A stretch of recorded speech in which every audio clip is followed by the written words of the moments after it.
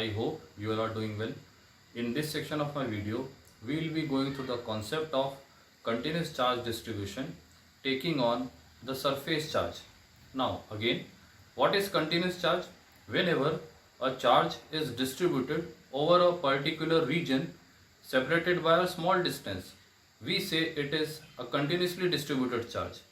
Now in this section, we will be going through the concept of surface charge distribution. As in the previous section, we have taken the linear charge. What a surface charge means? Whenever a charge is distributed over a particular area, whenever a charge is distributed over a particular area, it is said to be a surface distributed charge. Consider a surface here having a uniformly distributed positive charge as shown here. Therefore, the direction of field will always be outwards. Consider a small element onto this surface. We have a point P at which net field is to be calculated with the help of this surface charge distribution. Again, what we are doing, we are taking a small element here. We will be calculating the force between the element and to the point and integrating it over the surface to get the expression of net force.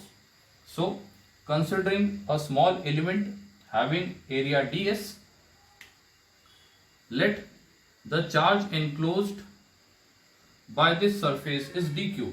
This small element is dq. The distance between the point and the element is r. Now, moving on to the concept, let us suppose sigma be the surface charge density. So, sigma can be expressed as charge per unit area. So, I have written it dq by ds. Let this be equation number 1.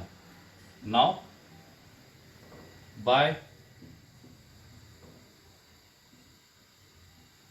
Coulomb law, again, the magnitude of force between the element and the test charge which is placed at point P, dF, can be written as 1 upon 4 pi epsilon 0